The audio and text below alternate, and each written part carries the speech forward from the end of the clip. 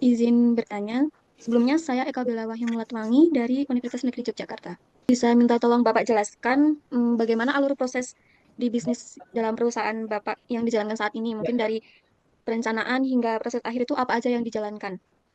jadi kita ada supplier atau importir atau sebagian kita impor barang dari luar sesuai kebutuhan yang ada di pasaran di Indonesia terkait dalam bidang industri welding. Jadi prosesnya kalau penjualan kita impor barang atau beli dari supplier yang lokal, nanti kita jual ke customer. Kita terbitkan PO dulu, purchase order, sesuai kebutuhan item yang diperlukan perusahaan mereka, customer, baru kita melakukan pengiriman barang sesuai permintaan mereka. Ada request permintaan barang tipe A. Nah, beliau menghubungi PT Tiotek Mandiri untuk minta penawaran harga. Baru kemudian mereka tawar menawar ataupun negosiasi. Kalau sudah ketemu kesepakatan harga, baru si customer menerbitkan PO. Selanjutnya PT Tiotek memproses purchase order item sesuai kebutuhan mereka, itu kita siapkan baru kita kirim barang ke customer. Baru setelah dokumen semua lengkap diterima perusahaan customer, customer wajib melakukan proses pembayaran sesuai ketentuan yang disepakati. Setelah itu selesai. Itu untuk proses penjualan. Untuk proses di departemen service, dari customer mengirimkan mesin atau alat yang rusak itu ke kantor kami. Setelah tiba di workshop atau bengkel kami, baru oleh tim teknisi dicek kerusakan mesinnya apa, baru kemudian kami melakukan penawaran harga, mengirimkan surat penawaran harga perbaikan mesin las. Dan itu untuk proses penagihan dan segala macam sama seperti waktu proses penjualan juga. Untuk proses departemen sewa rental sama juga, simple tempat kita seperti itu. Kalau untuk cara perusahaan sendiri, cara penyusunan anggarannya dalam menjalankan aktivitas bisnisnya itu bagaimana ya Pak? Penyusunan anggaran itu kita lebih fleksibel. Jadi kita biasanya forecast tahun lalu belajar dari pengeluaran tahun lalu, anggarannya kita misalkan triwulan pertama anggaran untuk maintenance sekian, nah, berapa juta, nah kita siapkan untuk per triwulan. Besarannya kita itu off the record, hanya kita perusahaan kita yang boleh tahu. Anggaran manual, Ya, accounting masih manual, kita perusahaan masih manual. baik Pak. Mungkin dari saya cukup bisa dilanjutkan ke teman saya. Terima kasih Bapak. Baik, Bapak, perkenalkan nama saya Titis Aining Budi dari Universitas Negeri Yogyakarta. Izin bertanya, apakah dari anggaran tadi yang direalisasikan oleh perusahaan itu sudah terrealisasi dengan baik, Bapak? Dalam artian tidak ada sisa atau kekurangan anggaran. Toleransi kurang lebih sekitar 10%-an lah. Plus minusnya ada pasti. Ada lebih, ada yang kurang. Jika ada kekurangan itu biasanya penyebabnya apa, nggih, Bapak? Karena ada harga spare part itu kan fluktuatif, naik turun. Jadi pas mungkin uh, pada saat itu dolar naik otomatis, karena kita cenderung barang-barang impor, makanya itu berpengaruh sekali kalau ada kenaikan dolar, nilai mata uang. Nah itu berpengaruh sekali sama harga komponen yang kita mau beli. Baik, untuk strategi yang dilakukan oleh perusahaan Bapak sendiri dalam mengatur anggaran itu bagaimana? Dana safety, jadi kalau seandainya ada yang kekurangan itu kita untuk tambal sulam ngambil dari yang situ.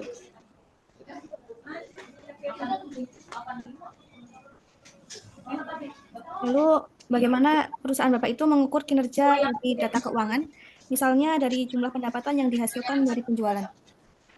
Kalau itu ada laporan tahunan, Mbak. Jadi laporan tahunan kita udah tahu setiap, biasanya kan laporan tahunan untuk pajak biasanya kan di bulan Mei ya. Nah dari situ kan neraca rugi laba kelihatan dari situ. Nanti tim finance kita yang yang mengerjakan semuanya. Detailnya sama mereka. Nah, mereka kirim ke kita, baru kita lapor store pajak. Baik. Mungkin yang dari data keuangan sendiri, Bapak, mungkin dilihat dari kepuasan pelanggan terhadap produk Bapak itu seberapa efek atau seberapa besar? Kalau saat ini kita tolak ukurnya ini ya dari omset kita. Selama kita omset pelanggan-pelanggan tetap kita masih loyal sama kita, berarti kepuasan terhadap pelayanan kami. Baik, Bapak, mungkin dari saya cukup, bisa dilanjutkan kepada teman saya. Perkenalkan, saya Vina Gadisiana dari Universitas Negeri Yogyakarta. Mungkin Bapak bisa jelaskan bagaimana mekanisme pengukuran dan pengendalian aset dalam pengukuran kinerja unit dalam PT Teotek itu. Nah, itu biasanya itu per tahun kita ada stock of name. Jadi setiap tahun itu ada stock of name barang, aset-aset kita itu setiap tahun biasanya. Biasanya di bulan Desember akhir. Nah, itu kami semua melaksanakan stock of name. Maksudnya bagaimana perusahaan menjelaskan pendekatan yang digunakan dalam mengoptimalkan perputaran persediaan dan meminimalkan biaya penyimpanannya. Kalau kita prosesnya ya ini, kalau untuk meminimalkan biaya ini sih nggak begitu lagi ya. Ini ya barang yang kalau untuk penjualan, ini kalau yang di gudang untuk stok penjualan kita sistem LIFO apa FIFO ya, yang barang lama harus keluar duluan gitu. Nah, kalau tempat kita barang yang lama harus keluar duluan, harus dijual yang barang lama duluan. Barang yang masuk lama harus dijual lebih dulu. Dan apakah perusahaan menetapkan batasan maksimum biaya penyimpanan per jenis barang, Pak? Tidak ada sih. Untuk saat ini kita belum ada. Karena barang-barang kita punya gudang sendiri dan ini sendiri kita nggak ada sistem seperti itu. Baik, Bapak, itu pertanyaan dari saya, mungkin bisa dilanjut oleh teman saya selanjutnya. Terima kasih, Bapak. Bapak, dan saya Ainun yang tadi Bapak mulainya, saya izin bertanya mengenai sistem kolaborasi antar departemen itu seperti pengadaan dan logistik itu untuk memastikan pengelolaan inventaris lancar itu seperti apa nih Pak? Ya paling kerjasama mereka dari marketing sama ada 3 ya kita divisi itu, gudang, departemen gudang, marketing sama purchase.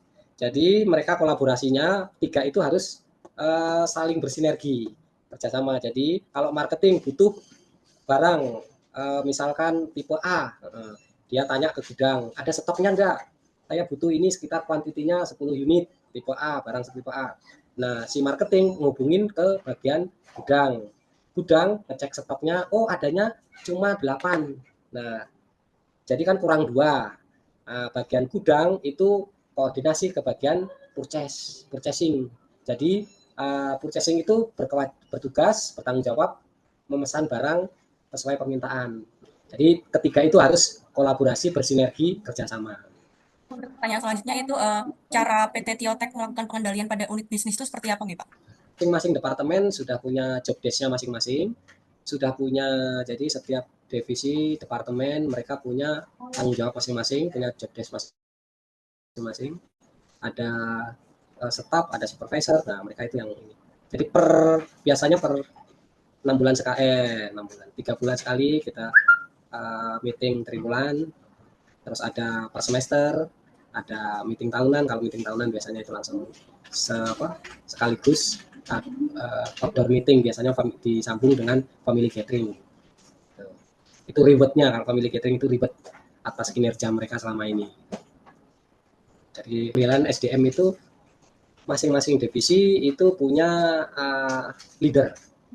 Jadi punya leader, mereka nanti yang membimbing yang staff-staff baru atau yang junior-junior, itu untuk agar pekerjaannya lebih agar bisa bekerja dengan baik lah.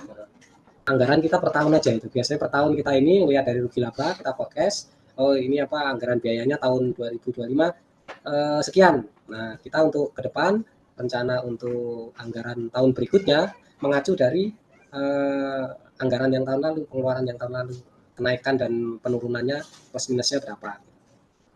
Pangankah atau ini? Produknya Pak. Quality control. Kalau quality control seperti yang saya sebut, produk. Seperti yang saya kemukakan yang di awal, itu pengendalian mutu kualitas alat itu sendiri setiap bulan. Jadi barang sebelum keluar atau sebelum keluar ke customer harus kita cek dulu kualitasnya. Layak dan tidaknya ada sistem kalibrasi. Kalibrasi itu mengukur kelayakan mesin las atau alat las tersebut itu layak dipakai atau tidak. Jangan sampai sudah sampai di customer, sudah sampai di project, sudah sampai di lapangan, alat terkendala, mesinnya mati atau kurang stabil atau dan lain-lain. Sebelum keluar dipastikan harus kondisi fit minimal 85% siap pakai. Oke, Bapak, terima kasih banyak atas jawabannya. Mungkin bisa dilanjut teman saya selanjutnya. Baik Pak, izin lanjutkan. Saya Aufa Fauzia Sastra Dipraja dari Universitas Negeri Yogyakarta. Sebelumnya izin bertanya Pak, apa perencanaan strategi PT Biotech Mandiri Jaya sebagai bagian mendasar dari proses pengendalian manajemennya Pak? Perencanaan strateginya seperti jangka panjang perusahaan Pak? Masih simpel sih. Jadi kita juga harus belajar juga dari marketing, masukan dari marketing, kedepannya itu project apa yang tahun-tahun ini akan ada project apa ya kita siapkan untuk menyiapkan alat-alatnya yang laku di pasaran. Pengembangannya sih apa ya, kita lebih ke strategi marketingnya, dikuatkan ke marketingnya, penjualannya. Baik Pak, bagaimana strategi bisnis yang digunakan Pak untuk mengatur dan mengawasi jalannya perusahaan dalam sehari-hari? Ya, strategi bisnisnya ya standar seperti biasa, kayak nggak ada strategi yang spesifik sih.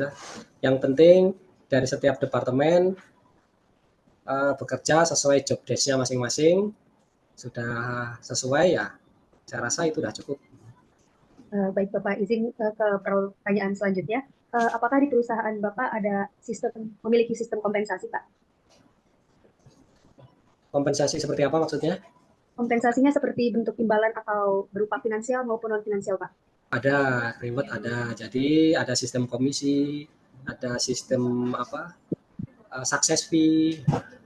Jadi kalau kayak bagian marketing itu ada setiap penjualan, dia targetnya setiap bulan atau tribulan, perhitungannya omsetnya dia berapa, dapat ada komisinya.